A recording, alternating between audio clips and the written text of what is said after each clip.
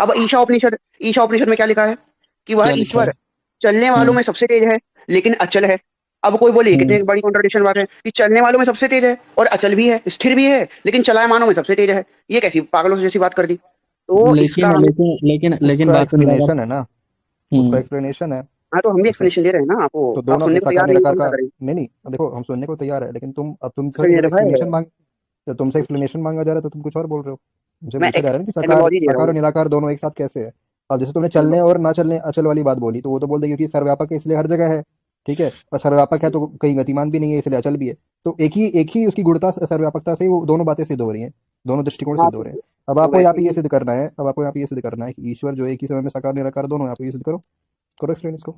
दो गुण है उसमें, सर्वशक्तिमत्ता और सर्व स्वतंत्रता। उससे वो कुछ भी कर सकता है क्योंकि वो सर्वशक्तिमान है, और जो सर्वशक्तिमान नहीं हो सकता उसको हम ईश्वर नहीं कह सकते। इसके लिए भगवान आदिशंकर ने बोला कर्तुम कर्तुम अन्यथा कर्तुम सर्वशक्तः स ईश्वर। उसके संकल्प यानी मात्र से अगर सृष्टि हो सकती है, एक सेकंड, तो उसके संकल्प मात्र से वो साकार निराकार नहीं हो सकता। ये बताओ ईश्वर स्वाभाविक रूप से क्या है, सकार है निराकार है? अब स्वाभाविक रूप से हम्म? निराकार ही है।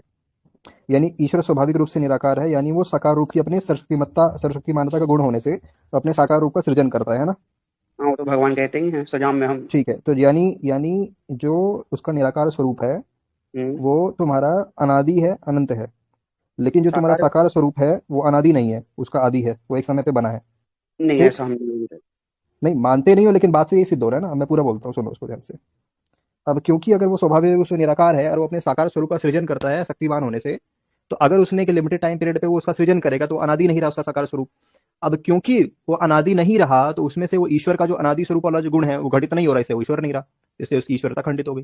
तो साकार स्वरूप को आप ईश्वर सिद्ध नहीं कर सकते। हम क्या साकार बोलते हो? स्वरूप को अनादि ही मानते हैं। हम बस इतना मानते हैं कि आधार भगवान बताओ का ना। जो, तो वही बोल रहा हूँ ना, भगवान क्या? का अवतरण होता है। भगवान जो है अवतरित होते हैं, मतलब अपने दिव्य धाम से वो यहाँ पर आते हैं, वो उत्तर भगवान दो। का अवतरण होता है।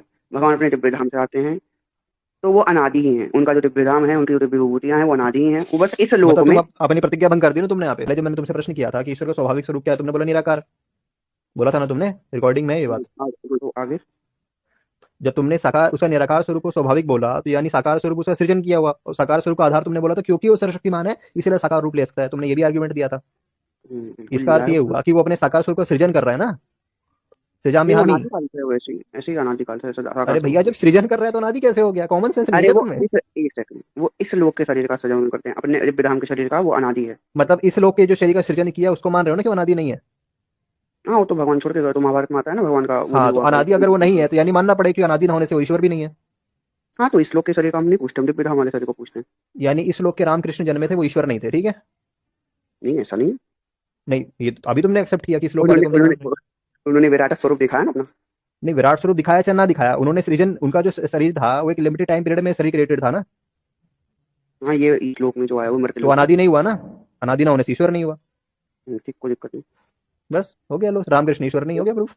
अभी जाओ अपने सुनो किसी तो अच्छे आचार्य को बुला के लेके आओ जो थोड़ा ज्ञानी व्यानी हो, जाओ अभी पढ़ो लिखो, स्कूल में काम होगे पढ़ो करो लिखो विष्णु जाओ। भाई, तुम्हारी नजर में जो सा भी बड़ा आचार्य हो ना, परंपरावादी, परंपरा प्राप्त होना चाहिए, उसको हमारे आगे लेके लाओ। उनका लेवल देखो देख के वो जी, है भी या नहीं हमारे बराबर बैठने के।